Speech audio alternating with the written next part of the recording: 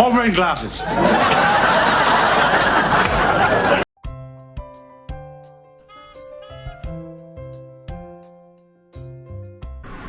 Hello everyone, I am in Eastbourne to find the commemorative stone for Tommy Cooper, the comedian. Yes! Everybody knows him with his red fez, don't they? There we are. It's a massive cemetery, I think. I'm a bit scared. There, look. I've looked at the plan there, so I hope somebody knows where it is, because I'm scared. Anyway, at least it's a sunny day. So his full name was Thomas Frederick Cooper, and he was known for his red fez, but he was also a giant of a man. He was 6'4", and of course he was famous for the fact that he always couldn't do the act, he couldn't do the tricks. They all went wrong, but they didn't really, of course. He would be a good magician, but the fact is he made it look like they were all going wrong. All that sort of stuff going on, and he's always known as the guy that could make everybody laugh before he did anything. He was influenced by a lot of the early stars like Laurel and Hardy, Bob Hope, Max Miller, all these sort of classic guys, you know. Will Hay was another one, so I think he took a great deal of influence from all of them. But the red fez was a great idea because it made him unique. Oh, gee, it's so big, look, it's so big. Oh my goodness. And it's on a big steep hill. Never mind. Just like that, I'll find it. Alan!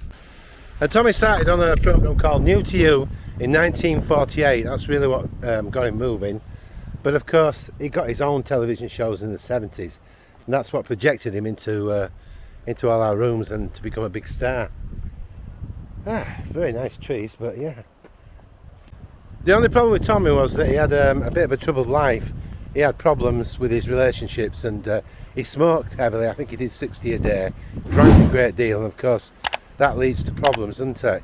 So he had his first heart attack in 1977, and sadly he went on to die in 1984 while on the stage. He collapsed, and the audience were laughing, and they carried on laughing thinking it was part of the act. And the sad thing was, it wasn't, and everybody was chuckling away, and he was dying on stage, literally. Jimmy Tarbuck was comparing on that day, and he realised what was going on. I think they went to a commercial break, and Tommy was just by the curtain. He'd collapsed underneath the curtain, and of course they were trying to revive him, and they couldn't. And it was so they decided what they would do. The show must go on.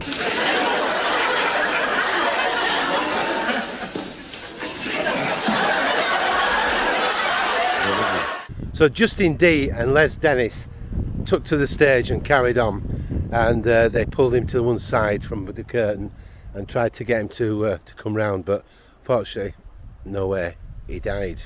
How sad. He was taken to the Westminster Hospital, where he was pronounced dead on arrival. What a shame, he was only 63 years old. Tommy Cooper, he had his little saying, didn't he, his little catchphrase, and he used to say, just like that. And they said he was the guy that everybody laughed at before he did anything. He just had to stand on stage and everybody started laughing.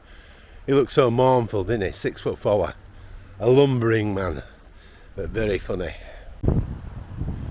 His ashes were taken by his son and spread over his daffodils, his favourite ones. And so this is the commemorative stone. Now, luckily, I've asked one of the guys, because it's such a big place, and he's told me if I come through here and look on the left hand side, we're going to find a commemorative stone. So I'm praying and hoping that's right. Tommy Cooper was one of Britain's best loved comedians and magicians. Due to his exposure on British TV, he became one of the best recognised comedians and magicians in the UK. Tommy was a member of the Magic Circle, incorporating magic into his comedy routine. Tommy was born in Caerphilly, Wales on March 19, 1921. He was born 2 months prematurely, and the doctors warned he might not make it through infancy. But he did survive and grew to be an impressive 6 foot 4 inches.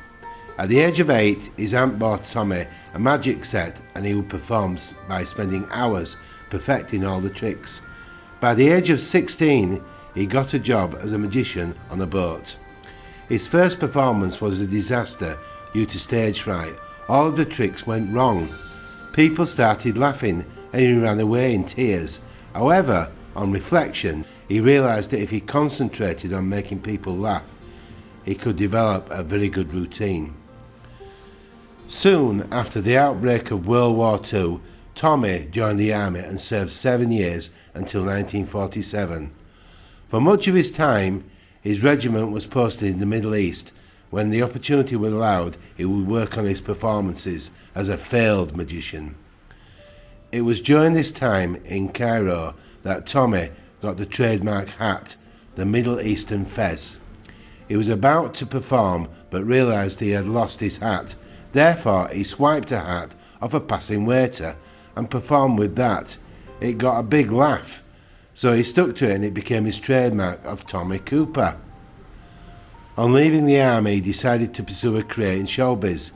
In 1948, he made his debut on TV performance programme New to You. This led to a very successful TV career, mostly with Thames television. For many years, he had his own show as a stand-up comedian. Later in his career, he also performed with other comedians such as Eric Sykes. In addition to being a comedian, Tommy Cooper was an expert magician and a member of the Magic Circle. Although an accomplished magician, he mastered the art of often failing to complete the tricks for comic effect. Tommy embedded a great innocence and childlike quality, which made his failed jokes particularly funny. Many comedians have commended his ability to bring the house down with the thinnest of materials. Paul Daniels remembers Tommy Cooper giving an after-dinner speech at a club in London. This great big man just stood up. That's all he had to do. He stood up and the place was absolutely in hysterics at the man just standing up. Now, I don't care how much you study comedy, you can't define that, the ability to fill a room with laughter just because you emulate humour. After several minutes of laughter, he turned to his wife and said, "I haven't said anything yet," and the whole place just went up again. Outside of TV, Tommy Cooper was a great practical joker. At a memorable Royal Variety performance, he even made a joke with the Queen. On being introduced to the Queen, Tommy asked, "Do you mind if I ask you a personal question?" She said, "No, but I might not be able to give you a full answer." "Do you like football?" She said, "No, not really." "Can I have your cup final tickets?" That's the kind of humour Tommy was good at. Oh, beautiful breeze. When you look at some of these places, they're so large. Oh my goo! Seen it. Look, here we are. Let me swing. There we go. I recognise the little book. Yeah, it looks a little bit neglected, doesn't it? It's a shame. He was such a great guy. Yeah, well, still it's there. That's the main thing. Looks a little sparse, I must say. But there we go.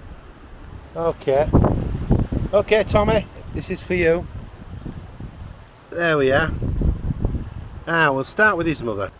To a unique mother, Gwendolyn Victoria Cooper, 1920 to 2002, cremated. And then to the great man himself. There we are. Moving a bit. Rest in peace. Greatly loved and sadly missed. Thomas Frederick Cooper, 19th of the 3rd, 1921 to the 15th of the 4th, 1984. His son John Cooper, 19th of the 1st, 1956 to the 13th of the 8th, 1988. Oh dear. Oh, was it? Tommy, thank you. You were a giant of a man, but enormously funny as well. That's lovely. Well, Tommy, here we go. We've got, I'll swing it around. Let me spin. We've got the MotorHome Beep Beep flower, which is not real. because I don't like cutting real flowers down because it kills them. I'm going to get some little beep beeps motifs done, but this is going to go in now, and it's for Tommy. So here we go. We'll pop it in there. There we go. That's lovely. Yep. Thank you, Tommy. There's a guy who made a lot of people feel happier. What a job that is. Comedian or singing, you know, they're both good out there. But you know, we all have days where everything's sticking and we're not getting anywhere, or somebody's having a go at us and it affects our mood. But we don't have to let it affect us. We can move away from that. We can think of something better, listen to some music, a motivational speech, anything like that, honestly. Yeah. And it just changes your whole mood. You don't let anyone control you. That's the answer. You decide how you think. So, a thumbs up and I'll feel happy. No, honestly, I love the comments too. And of course, subscribe if you like the channel, because there's more content, plenty more coming. So I hope you've enjoyed that. You take care. I'll see you all very soon on new films. Bye from me, Alan at MotorHome Beep Beep. Bye. Bye. Alan! Al! Alan! Alan! Alan!